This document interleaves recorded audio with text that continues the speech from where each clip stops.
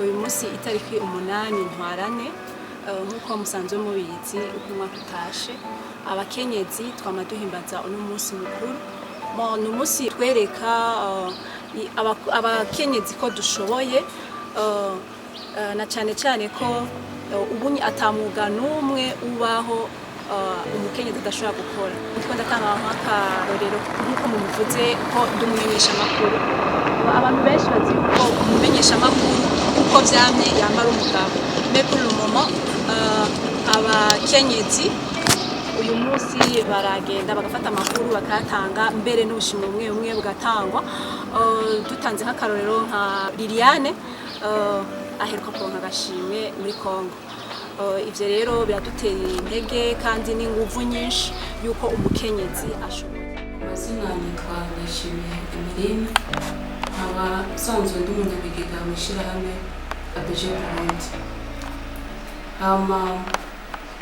Uko umwaka utashe itariki 8 z'ukwezi kwa gatatu twama duhimbaza umunsi mukuru w'abakenyezi aho tuja hamwe tukiginana tukavugana icyo twashoboye kurangura nka family day.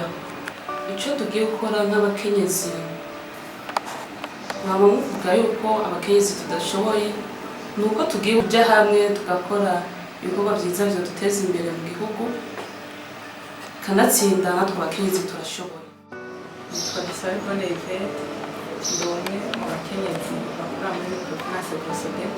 Uno munsi kuba baratwizeye bakadutera iryo teka bakaduha umunsi umwe kugira ngo twibuke umunsi mukuru wacu tuwuhimbaze ntikwabaye kubikora uko gusa kugira ngo tuje kwinezereza nk'uko abakenyezi benshi babikora bagata n'ingo kugira ngo abashingantahe baribo bakora ahubwo bashatse kutwereka ko natwe dufise ijambo kandi hari byinshi dukwiye gukora kugira ngo dusahirize umuryango. Abarundi barayamaze ngo inyoni irakura nk'isombe yayujuje nico tuvuga yuko dukeneye gukora kugira ngo dusombe abagabo ariko turakeneye gukora naho twoshika no ku rugero rumwe rungana n'urw'abagabo ntaco bitwaye kuko niterambere mu gihugu cacu. Umukenyezi rero wese ahari ico no mutera kwa kamo akura amaboko mu mpuzu akore tureke guhanga amaso abashingantahe bacu ariko natwe dukora ibikorwa byose bishoboka ko nta kintu na kimwe kidashoboka. Nabonye abakenyezi batwara amakamyo, nabonye abakenyezi basigaye baja kunza bagasakara nukuvuga yuko ivyo byose nta kintu na kimwe kidashoboka. Nukuvuga rero yuko aho twigina tuvuga yuko kera twari twaranitswe kubera tutari tuzi yuko hari ivyo dushoboye tutashobora gukora. Uno munsi rero tubone ko byose bikunda hanyuma bishire mu ngiro dukore kugira ngo dutezanye. Izina ni Iganije abasaje n'umukozi wa Brosode. Kuri uno munsi wa Louis Mars aho bavuga ngo umunsi wahariwe umukenyezi umunsi wahariwe amadwa y'umukenyezi n'umugabo sico kimwe. Hari igihe usanga umukenyezi yahawe amabanga bisaba ko akora ku rugezo nk'uko umengo yoba ari umugabo muri sansi yuko wewe hariho ama responsabilité amwe abafise.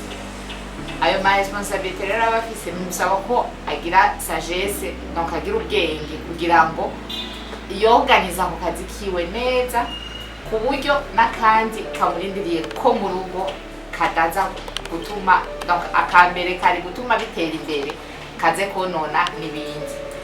Ikindi naco abakenyezi barashoboye niwe bon pahapo novuga ni pahapo Imana yarabashizemo ikintu cyo kwiorganiza mu bintu byinshi kumukenyezi cyo usanga ari muri turiya mu tuntu twinshi kandi akagaruka gatunganya neza n'ivyo mu rugo mugabo ugacurabo peut-être hari igihe umengo vyarenze vyabaye byinshi. Muri rusange abakenyezi barashoboye ndetse no ngaha muri Brosode asanzwe bakora abakenyezi benshi pahapo y'abagabo.